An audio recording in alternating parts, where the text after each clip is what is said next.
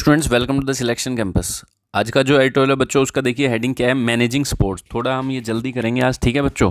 ठीक है, बहुत इजी सा है, इंपॉर्टेंट वर्ड्स देख लेना, इसमें नोट करते चलना। चलिए, जो बच्चे चैनल पर नए हैं चैनल को कर लीजिए सब्सक्राइब, ताकि आपका नोटिफिकेशन आ जाए। डेली हम 10 बजे तक ये अपलोड कर देते हैं मैनेजिंग स्पोर्ट्स।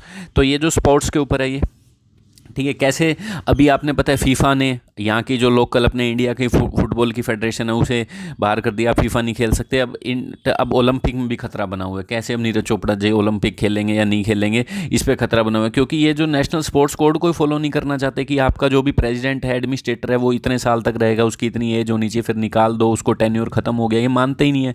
फिर कोर्ट में मामला जाता है, फिर कोर्ट अपनी कमेटी भेजती है, फिर वो हैंडल करती है, फिर वो जो इंटरनेशनल वाले वो कहते हैं ये कोर्ट वाले क्यों हैंडल कर रहे हैं। तो यही मामला बना रहता है। अब ओलंपिक पे आ गई है तलवार। तो हेडिंग क्या बनाइए, मैनेजिंग स्पोर्ट्स। कैसे इस स्पोर्ट्स को मैनेज किया जाए, किसके ऊपर है? Own administrators and the national sports code.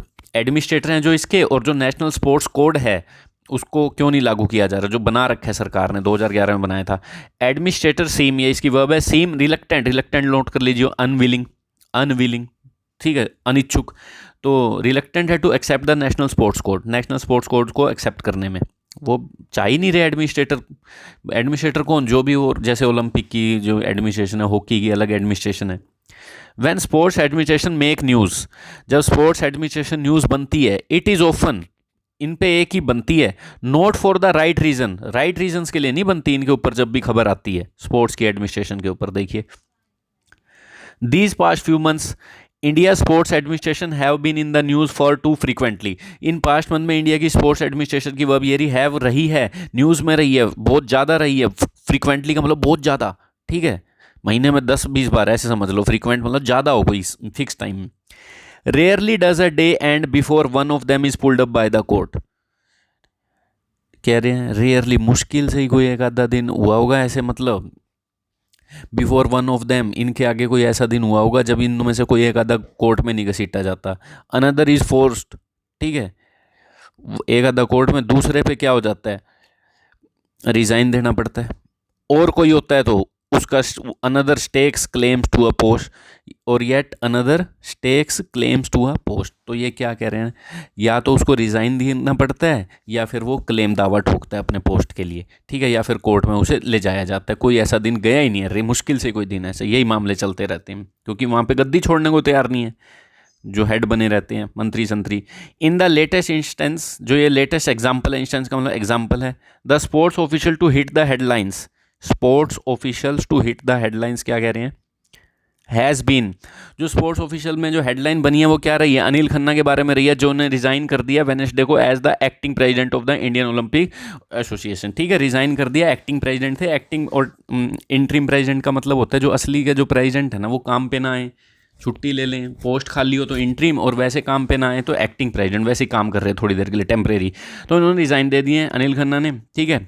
IOA याद रखना इंडिया की है ये, और एक आईओसी आएगी वो इंटरनेशनल है। ही हैड एज्यूम चार्ज, उनको चार्ज मिला था after Narendra Batra was force to quit in July. इनको जब फोर्स किया गया था भाई अपना रिजाइन करो जुलाई में। द इंटरनेशनल ओलंपिक कमेटी आ गई अब, इंटरनेशनल वाले अब इन पे ये करेंगे तलवार। Has made it clear, clear कर दिया that it would not recognise any acting interim president of the IOA, कि वो भाई रिकॉग्नाइज नहीं करेंगे ये कोई टेम्परेरी प्रेसिडेंट को, परमानेंट बनाओ, इलेक्शन करवाओ, पर इनसे इलेक्शन ही नहीं हो रहे।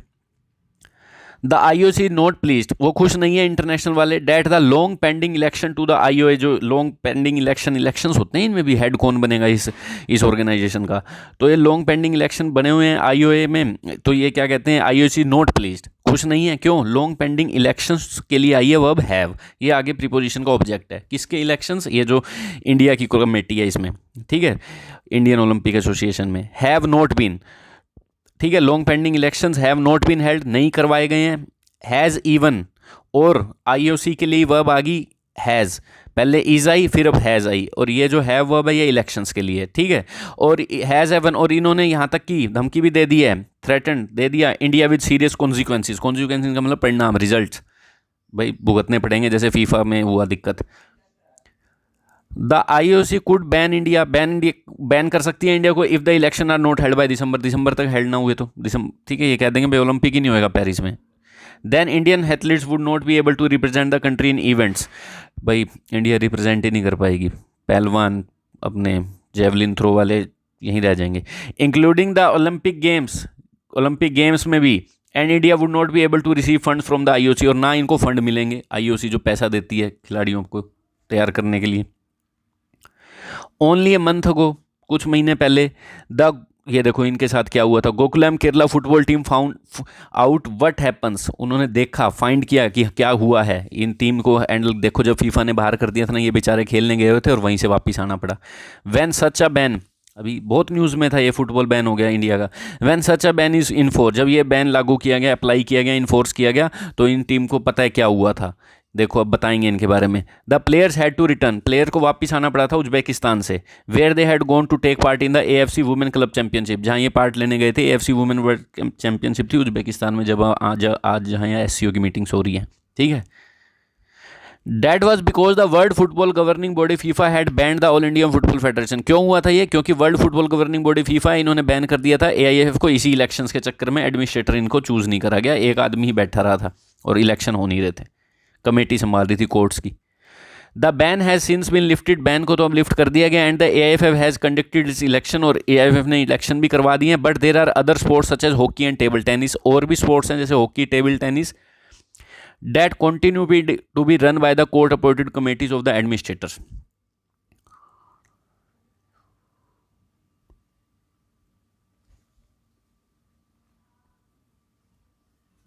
क्या कह रहे हैं? देखो और भी हैं जहाँ इलेक्शन करवाने हैं, और इनको कौन चला रहा है अभी तक? कोर्ट ने जो अपॉइंट कर रखी है कमेटी एडमिनिस्ट्रेटर की, वही चला रहे हैं, कोर्ट की अपॉइंट कमेटी वाले, ना कि उनके अंदर के प्लेयर्स वगैरह जो हेड हैं, फॉर्मर प्लेयर्स हैं। तो कोर्ट पे जाता है मामला, गद्दी छोड़ता नहीं है कोई पॉलिटिशियन। कोर्ट वाले कहते हैं लो हम 4-5 मेंबर भेजते हैं अपने कोर्ट के जज, वो संभाल लेंगे थोड़े दिन। तो यही हो रहा है। फिर इंटरनेशनल वाले दिक्कत करते हैं, ऐसा नहीं होना चाहिए भाई, ये क्या कोर्ट कैसे बीच में आ रहा है, ये कैसे संभाल रहा है किसी स्पोर्ट को, ये तो थर्ड पार्टी की एंट्रेंस है। The main reason behind the messy state of affair, जो मेन रीजन है इसके पीछे, जो मैसी का मतलब अनटाइडी, गंदा, irregular, messy state of affairs हैं, ये जो मामले हैं स्टेट के, इन अफेयर्स का मतलब मामले भी होता है, in India sport administration at the moment. जो मेन रीजन है ना उसकी वर्ब अभी तक नहीं है, ये सब प्रीपोजिशन के ऑब्जेक्ट है, वो रही इज। जो मेन रीजन है, ये जो बेकार सी चीजें हो रही है, इज द रिलक्टेंस, अनिच्छुक, अनविलिंग है ऑफिशियल्स अक्रॉस स्पोर्ट्स बॉडी, पूरी स्पोर्ट्स में, to accept the national sport development code of India. इस को कोड को एक्सेप्ट नहीं कर रही है, जो इंट्रोड्यूस किया गया था सेंट्रल गवर्नमेंट के द्वारा 2011 में, मनमोहन जी की सरकार के टाइम, कि ऐसे ऐसे रहेगा, कौन कौन एडमिनिस्ट्रेटर रहेगा। इट्स इंटेंशन वार नोबल, इसकी इंटेंशन बड़ी नोबल थी, ऑनेस्ट थी। By putting a limit to the tenure, इन्होंने लिमिट लगाई थी कि कौन कौन सा प्रेसिडेंट कितने समय तक रह सकता है। टेन्योर मतलब अंतराल कितना, जैसे 5 साल का है, 6 साल का, 10 साल का। और एज पे भी बात कही थी इन्होंने, लिमिट लगाई थी, एज इतनी होनी चाहिए। इट हैड द पोटेंशियल, इसके पास पोटेंशियल था, कैपेबिलिटी थी। पोटेंशियल मतलब पॉसिबिलिटी भी कहते हैं, कैपेबिलिटी भी। इस जो ये बनाया था ना कोड, इसमें capability to stop sports federation from remaining, किस चीज़ की कैपेबिलिटी थी? रोकने की स्पोर्ट फेडरेशन को from remaining as the personal fiefdom of a few many of them politician. इसमें कैपेबिलिटी की स्पोर्ट्स फेडरेशन को उसमें रह जाती है ना ये पर्सनल फीफडम। फीफडम का मतलब होता है किसी की टेरिटरी, जमीन, मतलब ये मेरा ही एरिया, मैं ही कंट्रोल करूंगा। थोड़े बहुत लोगों की, ज़्यादातर उसमें पॉलिटिशियंस होते हैं। इसमें कैपेबिलिटी थी रोकने की स्पोर्ट्स को। किससे रोकने की? जो पर्सनल फीफडम रह जाते हैं, जैसे स्पोर्ट्स है, कोई मंत्री है कहता है मैं ही चलाऊंगा इस ऑर्गेनाइजेशन को, और वो भी पॉलिटिशियंस होते थे। थोड़ों की मतलब रह जाना कंट्रोल में, थोड़े ही लोगों की रह जाना। इन्हें टेन्योर लगा दिया ना भाई, 10 साल तक ही रहेगा तू प्रेसिडेंट, फिर अगला आए। तो इसमें कैपेबिलिटी थी इस नेशनल कोड में। At a time when Indian sport is showing more promise than it ever did before, ऐसे टाइम पे जब इंडियन स्पोर्ट दिखा रहा है, बहुत ज़्यादा प्रॉमिस दिखा रहा है, जैसे इसने पहले कभी नहीं दिखाया। चाहे टोक्यो ओलंपिक्स की बात कर लें, चाहे ब्रिंगम कॉमनवेल्थ गेम की बात कर लें, चाहे थॉमस कप हुआ था अभी उसकी बात कर लें, चेस ओलंपियड जो तमिलनाडु में हुआ था, चाहे उसकी बात कर लें। Country has more to offer than just cricket. Country ने क्या कह रहे हैं? कंट्री ने दिखाया, इन सब चीज़ों ने दिखाया कि कंट्री हैज़ मोर, कंट्री के पास और भी बहुत चीज़ें हैं देने को, ऑफर करने को, क्रिकेट के अलावा। The administration needs to get its act together. Administration जो है स्पोर्ट्स की, ये जो अलग अलग बॉडी की, हॉकी की, फुटबॉल की, इनको ज़रूरत है एफिशिएंटली काम करने। गेट इट्स एक्ट टुगेदर एक ईडीएम होता है, इसका मतलब होता है एफिशिएंटली काम करना कोई, ठीक है।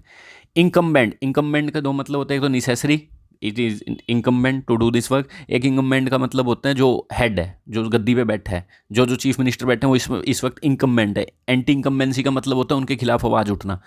द इंकम्बेंट जो ऑफिशियल होल्डर हैं, जो भी बैठे हैं गद्दी पे, should gracefully make way for new administrators. इनको जो गद्दी पे होते हैं उनको ग्रेसफुली का मतलब अच्छे से, प्यार से नए रास्ते बनाने चाहिए, नए नए एडमिनिस्ट्रेटर लाने चाहिए, खुद रिज़ाइन दे देना चाहिए अगर आपका टेन्योर पूरा हो गया है तो, ठीक है, विद फ्रेश आइडियाज़, ठीक है, जो फ्रेश आइडियाज़ के साथ नए नए एडमिनिस्ट्रेटर आ रहे हैं। And also allow former international sports person, और जो पहले जो स्पोर्ट्स पर्सन रह गए हैं उनको भी इंपॉर्टेंट की एडमिनिस्ट्रेटिव पोस्ट देनी चाहिए, ठीक है, ये कह रहे हैं। आगे इतनी बात समझ, तो ये था आज का बच्चों 8-12। Thank you.